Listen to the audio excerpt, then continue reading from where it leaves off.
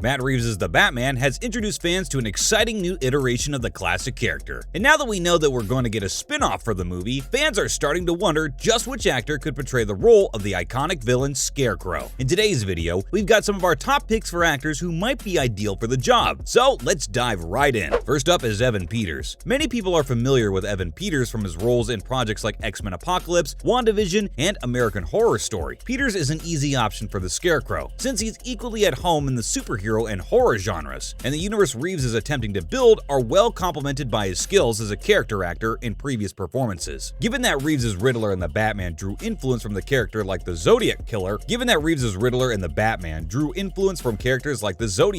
it's obvious what sort of villains he has a liking to. It wouldn't be difficult to picture Evan Peters being cast as Batman's Scarecrow, given that he now plays the lead in Netflix's Monster, the Jeffrey Dahmer story. Peters has shown his ability to portray a serial murderer and give his characters a sinister touch. He would provide a memorable performance for the audience as Jonathan Crane, the recluse sadist who enjoys doing experiments on his victims, as Jeffrey Dahmer did. Up next is Tilda Swinton. Talented actress Tilda Swinton is well renowned for playing a variety of roles, with roles in movies like Suspiria and Doctor Strange. She's proven that she can play off intellectual sequences. While not the typical pick for the Scarecrow, it is a novel one that may add something fresh to the Batman series and ultimately redefine the position. Although Jonathan Crane is the most well-known personification of the Scarecrow, other mediums have included individuals like his sidekick, Linda Fritala. Tilda Swinton is the perfect choice for such a challenging job. Because of her eeriness and unearthly aspect, Swinton demonstrated her acting skills in films like Doctor Strange and 3,000 Years of Longing, when she made the magical realms her characters explored feel incredibly real. It appears to be in her wheelhouse to play a stern and demanding Scarecrow, who guides her victims through hallucinations of their darkest nightmares, while also making for a satisfyingly nightmare-inducing Batman spin-off. Plus, a female Scarecrow would be distinctive to the world of Batman. Moving on to Bill Skarsgård. Most people are familiar with Bill Skarsgård from his roles in films like The Barbarian and the upcoming The Crow remake. He also played Pennywise in the 2017 rendition of It. It's obvious that Skarsgård would make a good Batman villain, given his talent for frightening audiences and portraying outrageous characters. He could portray a variety of characters from the Batman mythology, but his earlier performance as Stephen King's Deadly Clown serves as the inspiration for what could be one of the most accurate interpretations of the Scarecrow. The opening sequences of It have everything that makes Bill Skarsgård ideal for the role of Batman's Scarecrow. Skarsgård as Pennywise was great at creating suspense, making people uneasy, and making the most of cramped conditions during his interaction with Georgie in the Storm Drain. As Jonathan Crane, Skarsgård can generate the same type of intensity and seem just as terrifying. It's easy to imagine a patient confined in a tight office with Skarsgård, his eyes concentrated, his words disarming, with dread hanging heavily in the air. The actor has the ability to transmit the dread of Crane simply by sitting across from someone, proving that not all of Batman's villains require a mask in order to be terrifying. His portrayal of the Scarecrow would be terrifying, and it would result in a legendary villain for the world of Batman. Following on with Crispin Glover. While many people only associate Crispin Glover with his performance in Back to the Future, he has a long list of horror films to his credit. Glover has exhibited a broad range and a talent for playing strange characters in the past, so Batman's interpretation of the Scarecrow wouldn't be out of the question. Glover, if chosen to play Jonathan Crane, may however give the role a new type of dread and a more heartfelt interpretation. In the Willard adaptation, Crispin Glover played one of the movie's most enduring roles. He delivered a strong and extravagant performance in the 2003 rat revenge thriller, making our skin crawl in all the right ways. People knew that Willard loved to imagine frightening situations in his brain, which would be ideal for a villain like the Scarecrow, but thought that he'd be too scared and unable to actually carry them out. Glover's portrayal of the Batman's master of dread as someone who's just as terrified as the victims he terrorizes would lead to some extreme moments and cruel ironies. Glover would have the opportunity to shine as a more sympathetic Scarecrow and a character piece similar to Joker, examining his insecurities and development into one of Gotham's most ominous villains. Lastly, it is Julian Richings. One of the greatest actors that could play the Scarecrow in the Batman world is Julian Richings. He's well known for roles in movies like Supernatural, The Umbrella Academy, and Guillermo del Toro's Cabinet of Curiosities. Richings may allow for the Scarecrow to have an iconic reinvention, while also matching and reflecting the villain's past forms. Richings was adept at projecting his presence as Death on Supernatural, and making it hover over nearly every character he was paired with. He showed Death as nasty, morbid, and endowed with all the attractions of an Undertaker without uttering a word. He had a way of making Death sound like the most intelligent, powerful, and legitimate person in the room whenever he spoke. The Scarecrow, as a subtly macabre presence, would appeal to Richings' skills, while Jonathan Crane as a fear-fueled narcissist wouldn't seem out of place. It would be be a similar performance to Jeffrey Combs' Scarecrow on Batman TAS, but with the seriousness and intensity that only Julian Richings could bring to the Batman universe. Next up, why Pattinson's Batman will have to fight Scarecrow to evolve. The Batman from DC FanDome 2021 video indicated that Bruce Wayne will have to battle the Scarecrow and his fear toxin before the trilogy's conclusion in order to be able to fully mature. Batman promises to transport the Cape Crusader to fresh places in a society with changing views on how police should or ought to be carried out. The issue with having the character arc grow in a satisfying way is how to handle Matt Reeves' especially gloomy perspective on Batman. The Batman presented a gritty, darker version of the superhero than has been previously depicted, with his rage on display as he battles a vicious serial killer version of the Riddler. This is particularly significant for two reasons. His famous "I'm Batman" or "I'm Justice" quotes have been changed to "I'm Vengeance," implying that his goal is to exact revenge rather than improve Gotham City. He also discusses how the bat signal no longer represents optimism for Gotham's citizens, but rather a sign of dread for the city's criminals. Bruce Wayne is made into an anti-hero by this furious, vindictive Batman who deals in terror, but he cannot stay this way over the entirety of Pattinson's Batman film trilogy without essentially becoming a different character. He'll need to develop and evolve in order to become the Batman that Gotham wants and needs. It makes the most sense that he'd go up against Jonathan Crane's Scarecrow alter ego in order for this to happen. Bruce Wayne may see this folly and change to a more noble strategy if Scarecrow's wicked and willful use of terror and trauma to achieve his goals is paralleled to his own actions. Finally, here's why Matt Reeves' Batman might follow in the steps of his predecessors. Batman was portrayed as an angrier, more aggressive persona in Christopher Nolan's Batman Begins trilogy, which was a dark and gritty reworking of earlier versions like the Adam West Batman TV series or Tim Burton's Batman films. The Batman by Matt Reeves, on the other hand, takes it a step further and eliminates all the residual whimsy. This is especially clear in Andy Serkis's portrayal of a troubling and tormented Alfred Pennyworth, who lacks the humor that even Michael Caine's Alfred brought to the movies. We think with Scarecrow's addition, the movie might take a page out of the previous Batman movies. The fact that the Scarecrow has to be included in the trilogy starring Robert Pattinson and Matt Reeves presents a challenge for the films. While other comic book characters have undergone reboots and revivals, the Scarecrow has had a number of noteworthy appearances during the past 3 decades. From his numerous appearances in Batman the Animated Series to his recurrent roles in the Arkham video games, Jonathan Crane is the only antagonist to appear in each film of Christopher Nolan's Batman trilogy, as played by Cillian Murphy. As a result, Batman will have a difficult time giving a character that has been so closely associated with the character and has already been given darker iterations a new and intriguing spin. Because of this, the character might end up being similar to something we've already seen. That's a wrap for this video. Which of these actors do you think would be the best for the role? Comment below, give this video a thumbs up, and subscribe to our channel for more videos like this. See you at the next one!